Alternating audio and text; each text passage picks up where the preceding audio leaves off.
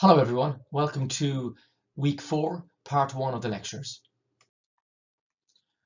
Week 4 has a three-pronged focus which takes us into the broader realm of the accountability of organizations. So while our focus remains this week to some extent on risk, in particular specific types of risk reporting, we also look into our accountability theme in the course in much more detail. And that sets us up for the final 2 weeks when accountability and broader notions of accountability become key themes in the course. So this week is our first of 2 key sessions on the theme of accountability for sustainable business, expansions of risk management and practice, which is the focus this week. What I'm going to do in this part of the lecture is focus on the evolution of what's called environmental, social and governance reporting, sometimes called sustainability reporting, which has evolved in response to increased demands to hold organizations to account for broader impacts, and also has responded to demands for organizations to be aware of how dependent they are on wider issues in their environment that can affect their future and the implementation and realization of their strategies. So I'm going to look in this lecture at this evolution of this reporting field in response to these concerns. In the second part of this week's lecture, I'm going to look specifically at how COSO has embraced this trend towards looking at environmental, social and governance factors. And it's brought out a framework derived from its ERM framework to advise organizations on how to manage so-called environmental, social and governance risks. I'll keep using the acronym ESG to describe environmental, social and governance throughout these lectures. And finally, in part 3, I'm going to look very specifically at the evolution of a widely supported initiative in reporting by corporations called the Task Force on Climate-Related Financial Disclosures Reporting, which has been put forward by highly powerful bodies worldwide, highly powerful regulators, as a way of encouraging and guiding companies to focus their reporting on their risks because of climate change. Now, this form of reporting has evolved over the years, but not in the same specific focus as here. And with this TCFD, you find that the focus is primarily on investors and information they require, and also on regulators and information they require to try and manage so-called systemic risks. Now, this examination of the evolution and nature of the TCFD draws on aspects of our lecture paper this week by O'Dwyer and Uniman. So this week, I'm going to focus in particular on this issue of the broader notion of accountability in corporate governance. And in this lecture, we're going to look at the evolution of reporting frameworks which have evolved in response to claims by organizations to be more concerned with their broader responsibilities. So for example, we've organizations like Shell talking about delivering sustainable growth and providing competitive returns to shareholders. Fine. While helping to meet global energy demand in a responsible way. This idea of being responsible in your activities. We've got big 4 firms like PwC talking about creating value not only for their clients, but also for people and communities in a changing world. Claims by organizations like Unilever saying that to succeed requires the highest standards of corporate behavior towards everyone we work with, the communities we touch, and the environment on which we have an impact. And then these 3 examples are examples of the mainstreaming of broader commitments to accountability, particularly around longer term goals. Now they're exactly that, they're commitments. So we can look at these cynically and say these are marketing exercises. But what we're going to do is put that to one side for a moment and look at what these commitments have led to in terms of reporting, and in particular in terms of how the accounting profession and the accounting standard setters have reacted to these claims and to the reporting which is designed to support many of these claims by these organizations. There is an escalating corporate consensus for broader accountability and associated reporting, which has been, I suppose, driving a lot of new reporting frameworks for the past 15 years. But in the past 2 or 3 years, we've had much more focus from very powerful business organizations which are seeking to claim commitment to broader accountability. An example comes from the recent World Economic Forum meeting at Davos. And they brought out a document very recently seeking to produce metrics for organizations to demonstrate their commitment to broader accountability. But initially, in 2017, the World Economic Forum's International Business Council spearheaded a commitment by more than 140 CEOs to align, as it says here, their corporate values and strategies with the UN's Sustainable Development Goals, with this very broad idea of better serving society, whatever that means. Now, these Sustainable Development Goals are goals I'll outline to you later on in today's first part of the lecture. But while they have made this commitment, and we can take of it what we want, there is suspicion, concern, a reflection on what investors actually want. And this recent article by Robert Eccles and Svetlana Kilmenko in the Harvard Business Review indicates that, well, while most corporate leaders talk about having a role to play in tackling urgent societal challenges, and whether they do or not is entirely up to you to decide, many of them believe that pursuing these broader so-called stakeholder agendas runs counter to what shareholders actually want. So we have heads of sustainability in organizations, we have all sorts of reporting going on. But investors say they care about these broader issues.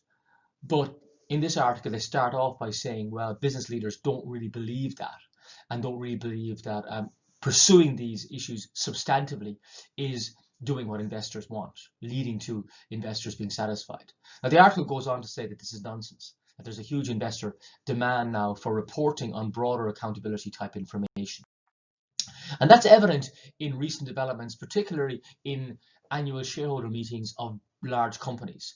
Here's a recent report from the Financial Times talking about how investors are piling pressure on companies over environmental, social and governance factors and their responsibility for them at annual meetings. You also have the impetus in the past number of years towards so-called responsible or environmental, social and governance investing. And that's something we're going to look at in great detail in next week's lecture. But again, these funds are growing, assets are piling into them, companies are believing to some extent they have to respond. They're often doing so by reporting on their responses, and that's something we're going to focus on. And also there's all these specific indexes developing, which are tracing these so-called ESG funds and ranking them and stating the extent to which they are conforming to so-called environmental and social governance criteria. So there seems to be this escalating investor demand for broader accountability of corporations, while of course maximizing shareholder returns. So they're seen as so-called win-win scenarios. But much of this discussion links back to something we've been talking about in great detail on the course, and that is the area of risk management. You'll see here on this part of my slide, there's a quote from Edelman's, whereby they are stating that institutional investors are now often equating very careful and prudent risk management with managing ESG factors for companies, environmental, social and governance issues. So this idea that risk is managed in a very broad fashion is something which is consistent with what we're finding here. But many are claiming investors are now looking at one aspect of risks for companies. And that aspect is all about environmental issues, social issues, and governance issues, which is taking up a lot of the attention of investors lately. This is the claim, and you'll find if you look at the Financial Times, they have this so-called moral money section. If you go on there, you'll find lots of information on these trends. But they are quite substantive, and whether we buy into the commitment of corporations or not is beside the point. This is a trend that's happening, and that's why we're addressing it in this course.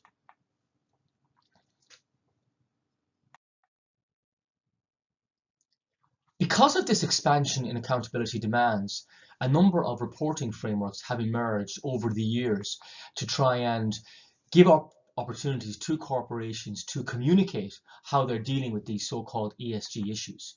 And these reports are called environmental, social and governance reports, they're called sustainability reports, they're called social and environmental reports, and they come in various forms. They're online and in hard copy.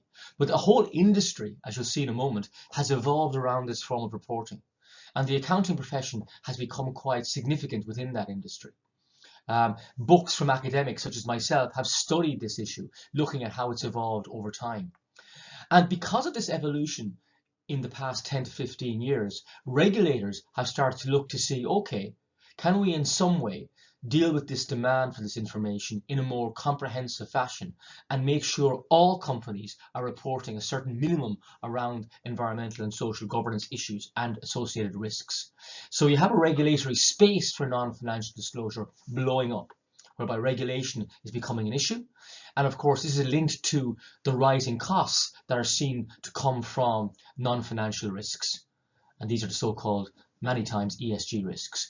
So for example, the EU has a directive in existence at the moment, which for companies with more than 500 employees requires them to disclose information on policies, risks and outcomes with regard to environmental matters, social and employee issues, respect for human rights, anti-corruption and bribery issues. So this has been evolving from 2014 to 2017 in this slide here, but it's an issue which is now developing even more in 2020, as we'll see in a moment. So just to pause for a moment, we have this trend towards organizations claiming a broader accountability, but also feeling pressure for that from investors and other groups in society. In the past 15 to 20 years, to enable corporations to communicate on this commitment, all forms of ESG-related reporting have evolved. Some, in some contexts, have become regulated. There is much more pressure now to regulate more widely. But what we're going to see in the remainder of this part of the lecture is the extent to which these frameworks have come about, what they talk about, what they want reporting on, and how they've actually caused a lot of confusion for companies and for users of these forms of ESG reports. So we've had this explosion in ESG-related reporting frameworks in the past 20 years. Many of these frameworks started off from the evolution of what's called the Global Reporting Initiative, the GRI, which is based here in Amsterdam.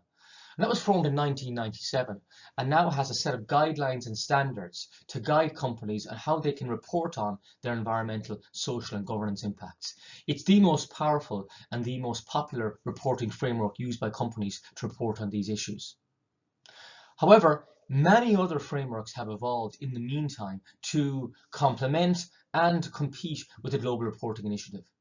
The Global Reporting Initiative itself is much more focused on reporting to broader stakeholder groups, not just investors, so also to employees, communities, etc., and to governments. But other frameworks have evolved, such as this one here, the Climate Disclosure Standards Board framework, which talks about climate disclosures in particular and tries to link them into mainstream reporting, mainstream financial reporting.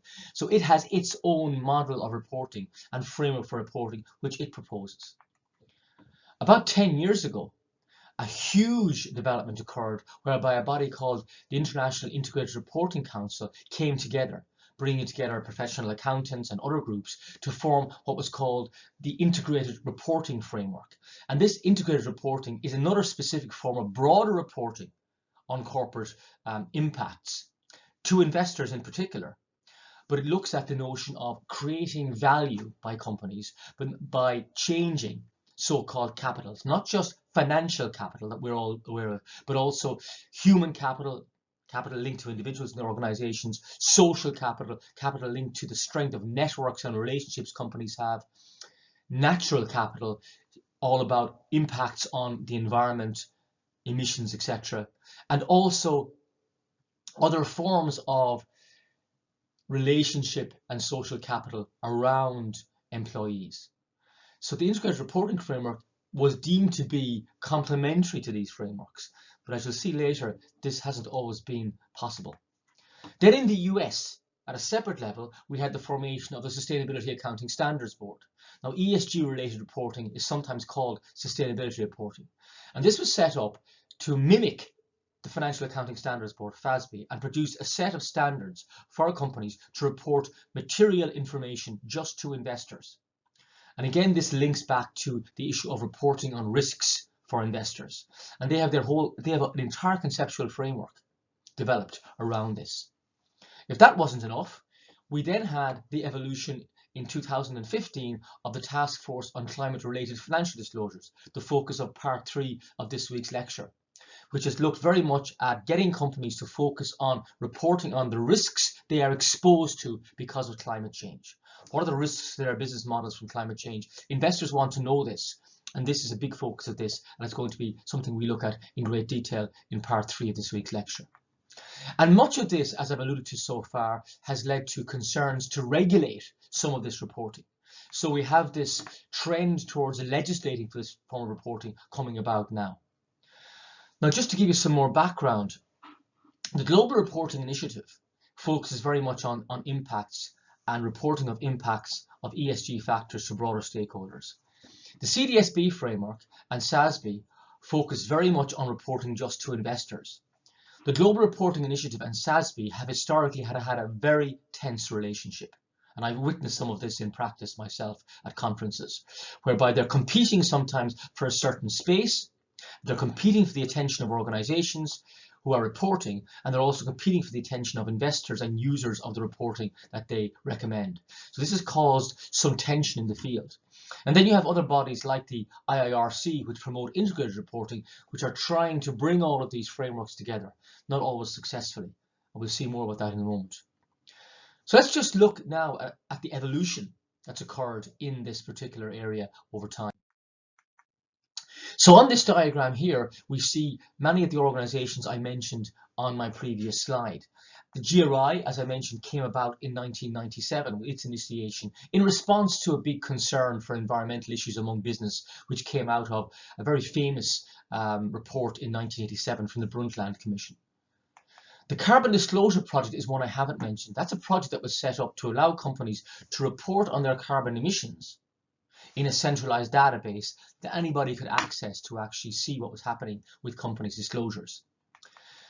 This body, called the International Integrated Reporting Council, was formed in 2010 to produce what's called this integrated reporting, focusing on value creation linked to various types of capitals: financial, human, natural, etc.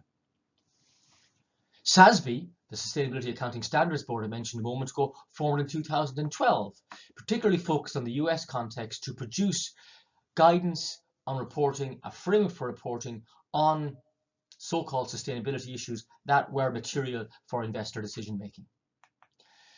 The EU Non-Financial Reporting Directive has drawn on some of these frameworks to try and produce some form of clear guidance requiring companies to report on broader ESG issues. Now, bear in mind, this is something which is deemed to be compulsory. All of the other frameworks are voluntary. Then, as I mentioned a moment ago, we have this Task Force on Climate-Related Financial Disclosures, which emerged in 2015 and produced its recommendations in 2017, our focus of part 3. And in part 2 of this week's lecture, we're going to look at how COSO has addressed all of these issues around the reporting of ESG-related issues. Because COSO has taken its ERM framework and aligned that with the demand for ESG information, and they aligned that with the notion that this information communicates risk. It communicates environmental, social, and governance risks that investors need to know about, and other stakeholders as well. So you can see from this slide here, this whole area has been emerging over a number of years, and it gets more and more cluttered over time. Just to give you one example of what these organizations produce, the Global Reporting Initiative, the most popular standard that's used in practice, has in its overall outline a number of so-called standards. Now, it only produced these standards in the past number of years. It used to have what they call guidelines. So it now has guidelines and standards. And you can see it's got a foundation standard indicating how the standards should be used. And then all of these issues, reporting on economic performance, reporting on market presence, indirect economic impacts, anti-corruption practices, taxation practices, emissions, waste, etc. Training and education, diversity, child labour, human rights assessments, public policy. It has standards in all these areas, and organizations who report against these standards are ranked. There's a ranking system going from A+ down to Ds. And this gives companies a framework to report this information. And the GRI, as I'll point out later, when it started out, mimicked financial reporting standard setting. It actually copied how we set financial reporting standards in general in terms of process. Now, the Task Force on Climate-Related Financial Disclosures, this TCFD body I mentioned, is the focus of part 3. But just to give you an introduction to this body, before we do that, this task force, its main aim was to develop voluntary, consistent, climate-related financial risk disclosures for use by companies to provide information to investors, lenders, insurers, and other stakeholders. Now, there are a number of important aspects here. First of all, they're looking at climate-related disclosures. Secondly, they are financial disclosures. They want to know what are the financial impacts of climate change on your business. Why do they want to disclose this? They want to disclose this because investors, they believe, need this information. Why are they producing a guidance document? Because disclosure, they claim, can be incomparable and inconsistent in the current reporting framework. And they're trying to encourage consistent, comparable reporting on various issues around the impacts that climate change can have on companies that are relevant for investors. That's their key focus. And they've been led by high-profile individuals like Michael Bloomberg and Mike Carney. More of that in part 3 of this week's lecture. Now, I mentioned this issue around all of these various frameworks being in existence at the moment. And the big issue right now for these frameworks is to try and make some sense of them for organizations and also for investors and other users. Because there are so many, it can become very confusing. And to try and address this, some of these bodies I've outlined to you came together in 2014 to form what's called the Corporate Reporting Dialogue. And you can see here the CDSB I mentioned earlier. We have the IIRC with their integrated reporting, we have SASB, and we have this so-called Carbon Disclosure Project, we have the GRI. Now, they were joined in this project by people we're more familiar with. The Financial Accounting Standards Board in the US and the International Accounting Standards Board to actually try and develop some alignment in all of these different frameworks, particularly as they relate to climate disclosures. Now, you'll see here in this diagram the FASB is an observer because even though it became involved early on, it moved out for political reasons mainly at an early stage. But they produced a document, and it just came out last year, indicating the extent to which some of these various frameworks are aligned, in particular how they align around the Task Force on Climate-Related Financial Disclosures requirements. And in many cases they said, well, actually, the confusion in the so-called marketplace isn't as great as people claim regarding reporting frameworks, because many of our required disclosures align. Now, that's a nice conclusion, but in practice, you still have all of these bodies looking at some overlapping issues and some different issues. And if you're a company trying to decide how am I going to report on these ESG issues, it can be somewhat confusing. And so despite this initiative, the ESG-related reporting landscape has been deemed an alphabet soup of bodies. So think of it. I've had so many acronyms thrown at you so far in this lecture. SASB, SASB, GRI, TCFD, CDP, CDSB. It's completely confusing for anybody. And that's something which has made its way into the mainstream media as a major concern. So, for example, Gillian Tett here in the Financial Times in January has an article complaining about this so-called alphabet soup of, she calls them green standards, but they're ESG reporting frameworks, calling for a common framework for reporting. And she announces that how the major investment fund leader, Larry Fink, has announced that he wants, as a major powerful investor, a blended SASB and TCFD framework. Now, you'll know more about the TCFD framework in part 3. And for him, this is crucial because this is most relevant to investment community. So the reporting by SASB and TCFD is most relevant to making investment decisions, according to him. Now, according to Tett, this could create a tipping point in favor of SASB, even though, as I've said earlier, GRI is more widely used right now. As Fink says, we made a judgment call that this is the best standard. This is January 2020. In July 2020, SASB and the GRI, warring factions I mentioned earlier, came together to announce they were going to collaborate more and trying to make sure that their frameworks were much more consistent. Now, this is subsequent to this corporate reporting dialogue I just mentioned to you earlier. So they've extracted themselves from that somewhat and said, right, we are two bodies who are going to collaborate and make it much more easier for organizations and investors to understand reporting in the ESG area. In October 2020, back to Mr. Fink again for BlackRock, the investment managers. BlackRock called for the alphabet soup of ESG standards to be replaced by a globally recognized framework recently proposed by the IFRS Foundation. So we accountants don't sit around for too long. The IFRS Foundation has come in now and said, okay, we want an International Sustainability Accounting Standards Board, an ESG Accounting Standards Board, which we will set up and use to set globally acceptable financial accounting standards. So now BlackRock is looking at this as being the answer to dealing with all of this confusion in the marketplace for ESG reporting.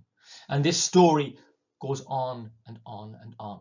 So again, the point here is there's a mass of these reporting frameworks, highly developed, many with conceptual frameworks like we have in financial reporting, but there is a very big problem with trying to get consistency and clarity and comparability in the frameworks and what they report right now.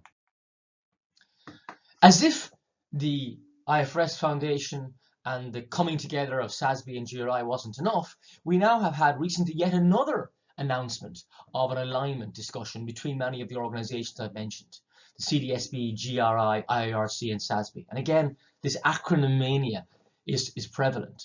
They're talking about working towards comprehensive corporate reporting, again trying to align things. Now, of course, many could be quite cynical and say, well, why not just disband and have one major body like the IFRS is trying to suggest? But of course, there are vested interests here that are benefiting from pushing particular reporting frameworks. And don't get me wrong, there are significant differences between the focus of some of these frameworks as well. So alignment is not always possible without too much compromise.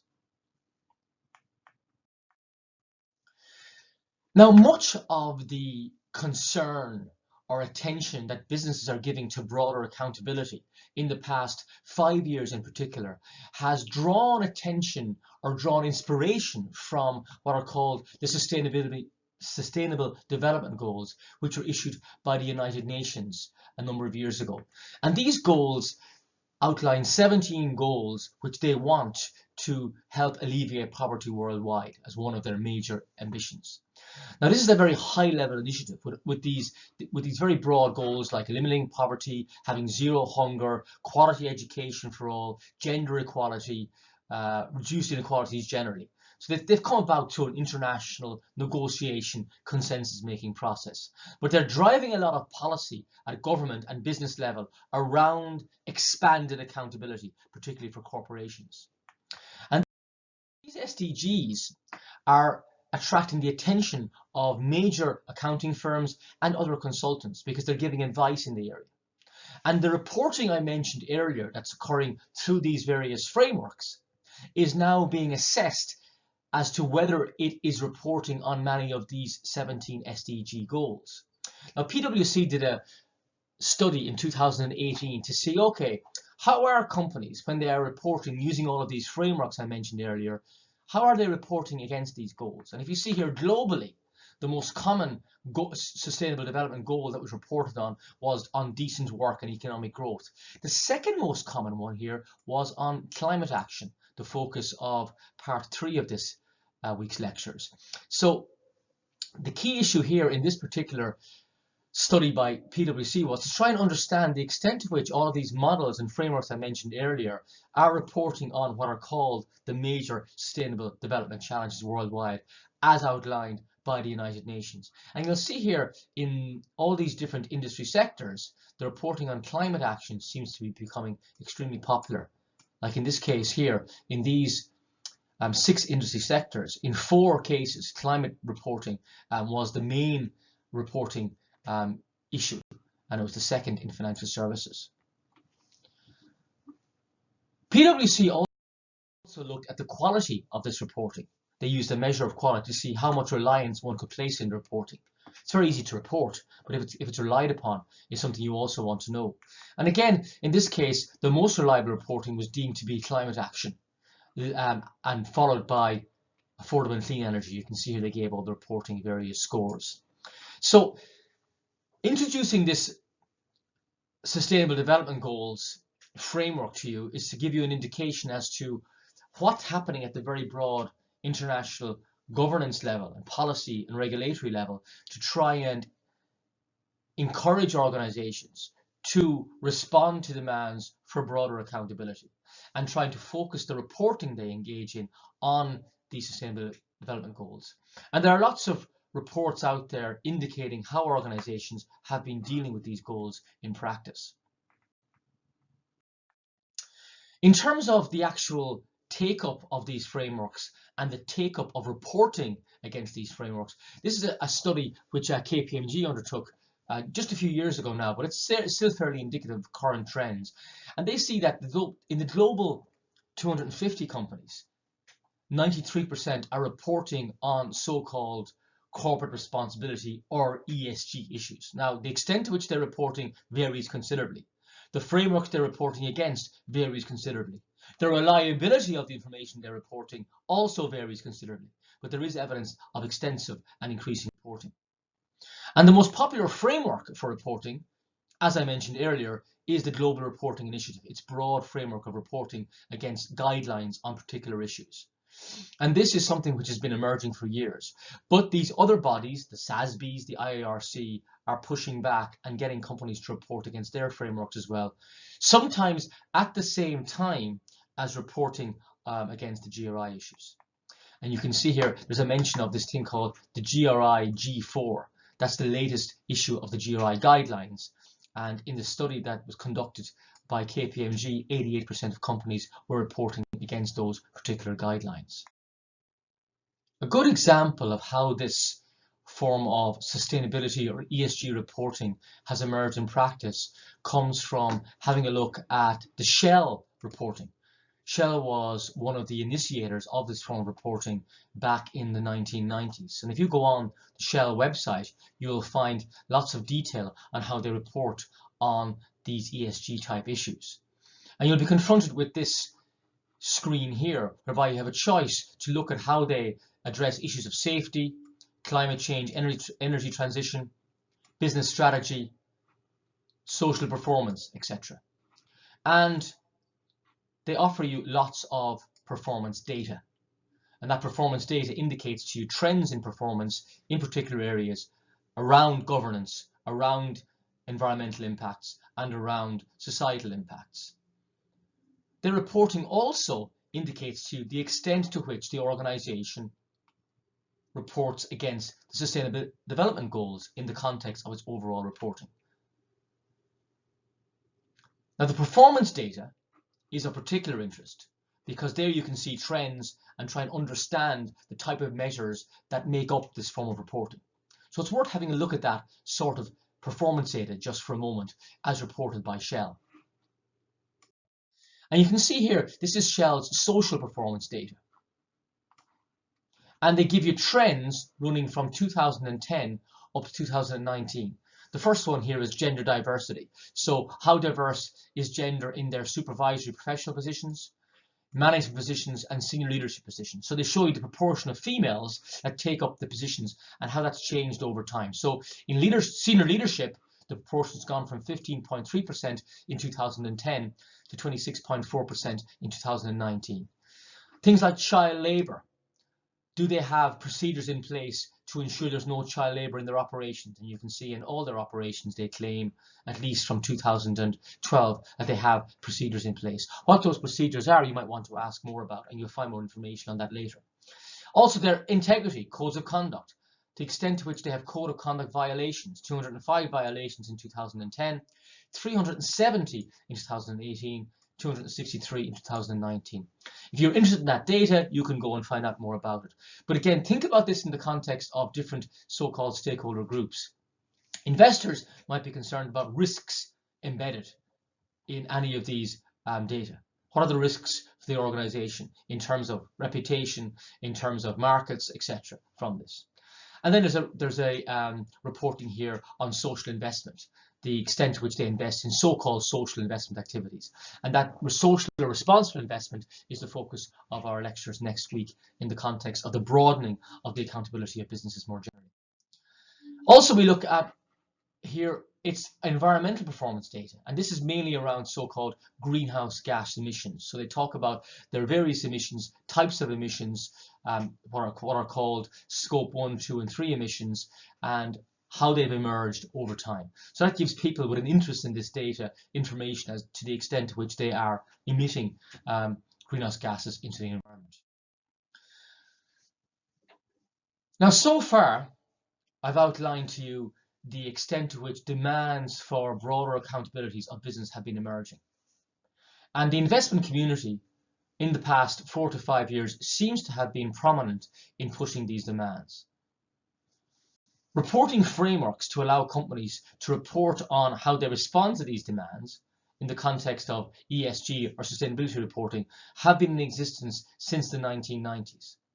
But in the past 2 years, the need for these various frameworks to align and allow for consistent comparable reporting has become a crucial issue in this environment. And what I've outlined in the first part of this week's lecture is how these bodies exist, what they tend to ask for reporting on generally, and the problem of alignment and the issues that are going on around alignment. Now, you'll see in part 3 of the lecture, my focus on the TCFD, the Task Force on Climate-Related Financial Disclosures, is deliberate because that is now seems to be the body which a lot of these organizations are focusing on in terms of trying to bring about a more consistent form of reporting on the broader accountability of corporations, but in that case, focus particularly on climate risk. But we're all studying an MSc in accounting, so we want to know what the accounting profession is doing in this space in particular.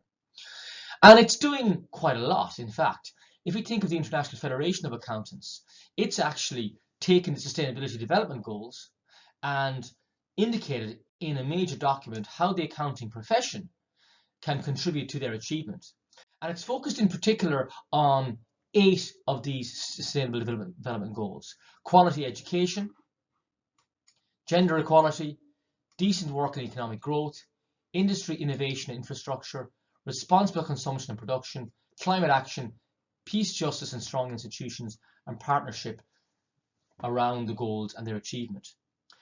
Now, in particular, much of the work they've been doing has been on providing quality education, which is the key focus of any representative body in the accounting profession.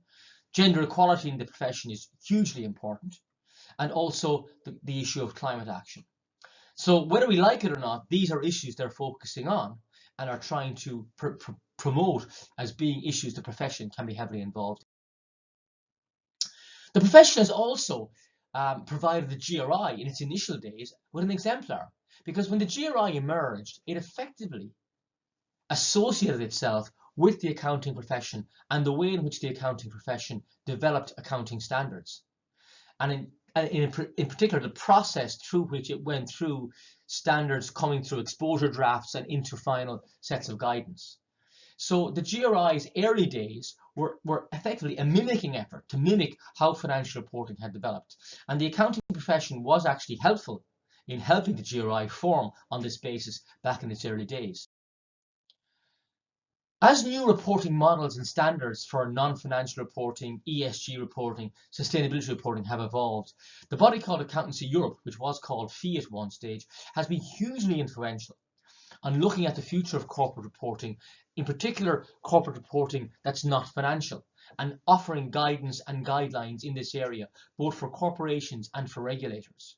The EU directive on the disclosure of non-financial information has been heavily influenced by input from this broad Accountancy Europe organisation. And in terms of climate-related disclosure, which has become a huge issue in the past number of years, they have been pushing through the International Federation of Accountants for the point of view that this so-called climate-related financial disclosure may become a norm. that it will just become a normal form of disclosure before very long because of the various pressures arising now for organizations to deal with the issue, particularly to deal with the threats to organizations and their business models. The accounting profession has also been more directly involved in some of the reporting frameworks that have emerged, particularly in the case of integrated reporting, which emerged in 2010 and has become quite popular. Now, an integrated report is defined as a concise communication about how an organization's strategy, governance, performance, and prospects, in the context of its external environment, lead to the creation of value in the short, medium, and long term. That's a mouthful. That's how they define integrated reporting, all about value creation in a very broad concept. Now, in order to develop its framework and its idea as to what integrated reporting would involve, the body behind integrated reporting, the IIRC, enrolled the accounting profession quite extensively. For example, it talks about reporting about changes in different forms of capital, financial, human capital, social capital, and natural capital as examples. Well, it needed to express what these capitals were, what they meant. What did it do? It enrolled the Association of Chartered Certified Accountants and the Dutch Chartered Accountants to help them outline this. It also needed to indicate to organizations what material information was. What was the information they should be reporting in an integrated report? This involved a need to outline what materiality meant in the context of integrated reporting. Here, the American Institute of Certified Public Accountants produced the document. Embedded in this integrated reporting idea is the idea of value creation. Again, what's value creation? What does it actually mean? That needs elaboration. EY helped with that. And also, they talk a lot about how business models impact on various capitals and change them through their initiation and through their operation. The concept of a business model and what exactly it means in the context of integrated reporting also needed some advice and guidance. And that came from a combination of the Chartered Institute of Management Accountants, the International Federation of Accountants, and PricewaterhouseCoopers. So you can see the accounting profession has been heavily involved in this area, and it has been heavily involved in this ESG reporting area since its very beginning. All of these bodies, all crucial. Accountants are also leading in more recent ESG reporting developments. Here's a report which came out just a few months ago from the World Economic Forum as part of the overall approach from their Business Council I mentioned at the beginning of this lecture. And the report is aimed at developing a set of common metrics to provide us with consistent reporting of ESG sustainable information, which aims towards value creation. And you can see that this was prepared effectively by a combination of individuals in Deloitte, EY, KPMG, and PwC. And they claim in the report that investors, central banks, market regulators, credit rating agencies are all looking for consistent and comparable disclosure, and that this consistent and comparable disclosure has now become urgent for these major decision makers. And especially in the area of reporting on risks and risks arising from climate change, this is deemed to be absolutely crucial. Now, this has proven to be a report which has met with a mixed response because many have argued it's too reductive. It's trying to reduce too many complex issues down to simplified metrics, which can, in some cases, lead to inappropriate decision making and also lead to reporting which is quite insubstantial, which doesn't really have much depth to it. But we'll see how it transpires over time. In the context of the overall report, they talk about 4 pillars: reporting on governance, reporting on issues related to planet, related to people, and prosperity. So they try and outline metrics for each of these pillars of reporting. But one interesting part of this particular outline is their notion of what they call dynamic materiality. And what they do is they indicate to us that materiality, that's the extent to which we should report information or not, is something that can be looked at as a movable type of concept. So for example, currently we have a materiality conception whereby we have reporting reflected in financial accounts in the context of whether the information is useful to decision users. What they say is that materiality concept can be expanded somewhat when you bring in broader so-called environmental and social and indeed governance issues. But it would still be deemed material, i.e.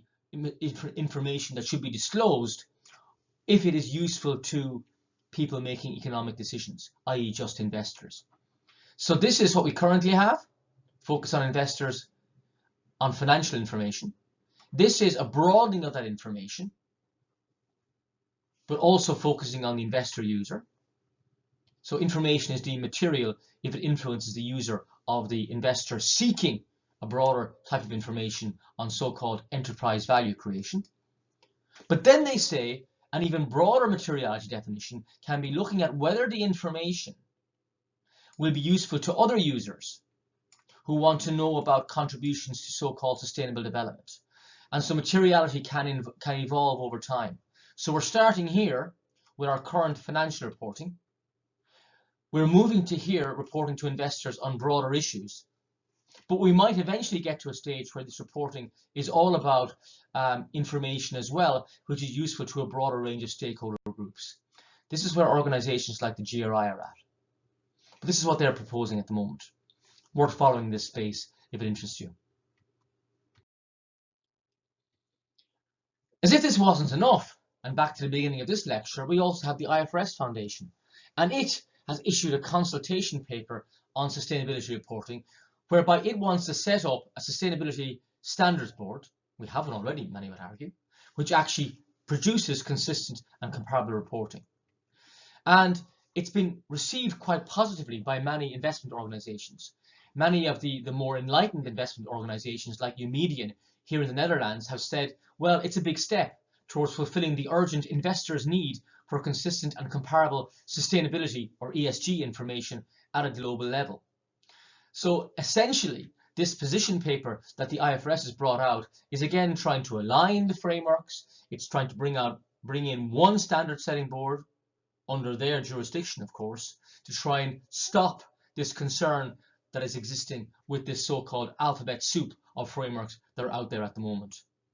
And again, BlackRock, as I mentioned earlier, as a major investment fund, has come out in support of this too. Where this is all going to go, your guess is as good as mine. But it's a continually evolving area, and it's a feast if you want to look at how reporting frameworks evolve to enable organizations to demonstrate accountability more broadly. Something I need to emphasize to you before I end this lecture is that the Dutch context has been very, very important in the evolution of these reporting frameworks. In fact, I would argue the Netherlands has been the most important country in the emergence and development and promotion of broader accountability frameworks in the past 20 years in terms of the innovativeness among accounting firms, within the profession, and in general among organizations and companies. But that's about reporting. Not only that, the Netherlands has been hugely influential in developing assurance models to ensure that reporting we get in these areas is in some way reliable. And in fact, the Dutch Chartered Accountants are currently engaging in another process whereby they're trying to develop practice guidance on ESG assurance. Back in the mid-2000s, they also produced what I believe is the best standard on sustainability assurance to ever come out worldwide in this context. And of course, they're again talking about the need for reliable non-financial accountability and the need for this form of assurance on what they call integrated reports, sustainability reports, CO2 emission reports, and all these various types of reports that are out there at the moment. But bear in mind, this is happening now in a context where sustainability assurance, as it's sometimes also called, has been a predominant feature of organizations. Organizations like KPMG have been absolutely world leaders in this area for quite some time. But again, when they talk about sustainability assurance, that's the assurance of this sustainability or ESG reporting information, it tends to be talked now in the context of risk. Like this is a quote from KPMG. Sustainability issues are taking center stage. Environmental and social related risks consistently rank among the top assessed risks for businesses, economies, and countries worldwide. Companies are facing increasing pressure to address these risks, with the key drivers being newly formed regulations and standards, stakeholder action, and of course, market dynamics. That's the essence of what's been going on and what I've been trying to outline to you today in this first part of the lecture, given our broader look at accountability for business. One last point. This reporting has evolved for 15, 20 years. Does it mean anything? The term greenwashing is often used to talk about the divergence between companies reporting and their actual actions. Assurance can help ensure this so-called greenwashing doesn't happen, but the chief of, or the head of the IASB, Hans Hogervorst, feels this is actually something which is still prevalent and needs to be wiped out so reporting becomes much more reliable. This has been an issue that's been going on for years and one which many have tried to deal with by developing insurance practices. So this week's lecture then focused on the emergence of frameworks to enable broader accountability for environmental, social and governance issues among companies. And this week's lecture has fixated on the theme of the expansion of organizational accountability and the evolution of the so-called ESG and sustainability reporting frameworks in this broader context, an evolution which is continually evolving. The second part of the lecture this week is going to look at how the COSO ERM framework we looked at last week has sought to embrace this focus, in particular in the context of ESG risks and risks reporting.